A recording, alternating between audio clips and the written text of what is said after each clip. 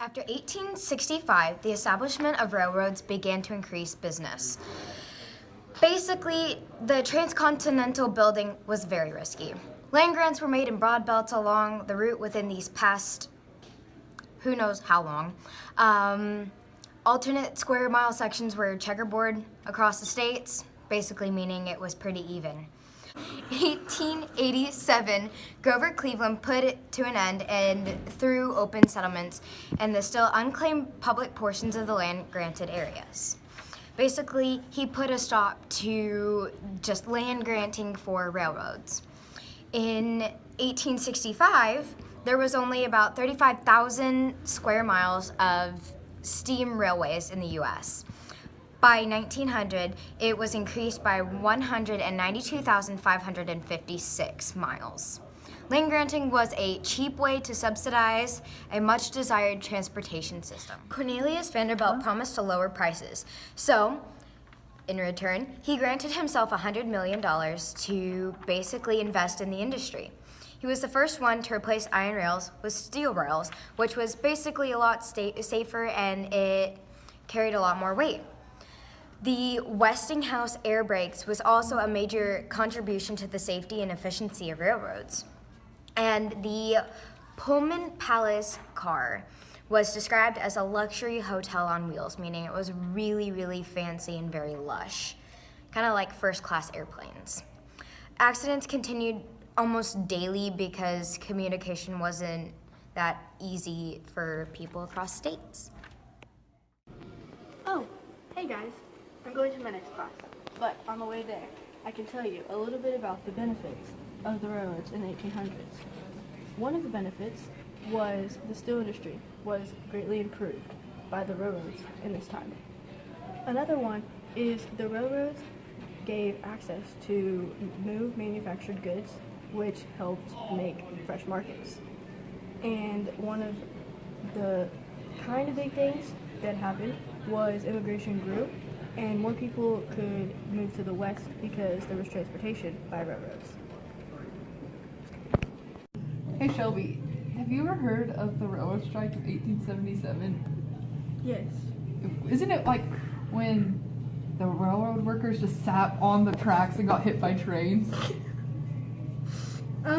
Kirsten, I'm sorry, but no, that is not what that was. Oh, someone told me that. No. The railroad strike of 1877 was whenever the workers weren't getting treated right by the companies, so they went on strike and they wouldn't work until the pay wages were raised. John D. Rockefeller, he founded Standard Oil Company, was known as a very violent person, and he would do whatever he could to succeed. He had produced all his oil really, really cheap, and sold it for quite a lot, and sold a lot of it too because it was the start of vehicles like cars and stuff like that. So even though they weren't using lamps or lanterns like they used to, because Thomas Edison just invented the light bulb and all the electricity stuff, and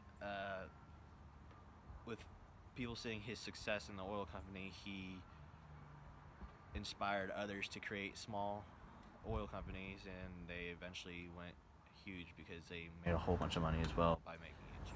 By the 1900s, Americans produced as much iron as the Germans and English, and that's a big deal because they had not produced anything, like really anything, when Lincoln was still president. And eventually this guy named J. Pierpont Morgan, he bought out Carnegie, and he bought him for $400 million.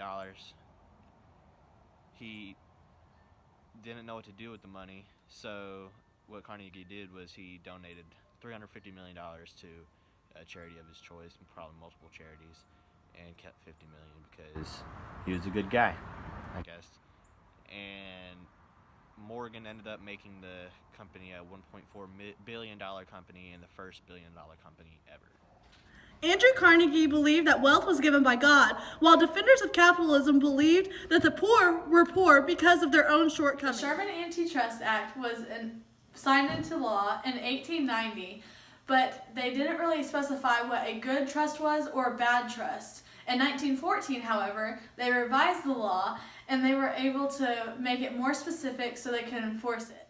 What you need to know about the age of industrialization in the South is that the South still wasn't producing as many crops as they were before the Civil War age, but they were still on the mend. But most tenants were controlled by their landlords and they worked for them, so they were still having a slave-like mentality. James Buchanan Duke really benefited from the fact that people were going to roll your own cigarettes instead of machine make. And he made so much money that he was so generous to the Trinity College, which was near his birthplace in Durham, North Carolina. They named it after him, Duke University. Alabama steel employers should have benefited from the fact that there was very cheap labor in the South, but they didn't because they were still charged a tax as if they were shipping it from the North. So by the time that they were sending out all of the steel that they had made for the cheap labor, they were getting taxed out the wazoo and weren't able to make any money. With the inflow of many immigrants, people like Carnegie and Rockefeller didn't have to hire Americans because they could just hire all these immigrants and pay them much less. And if people went on strike, they could just fire them and hire someone else. So they got away with paying people very minimal wages. The Knights of Labor was an organization that started in 1869, led by Terence B. Powderly.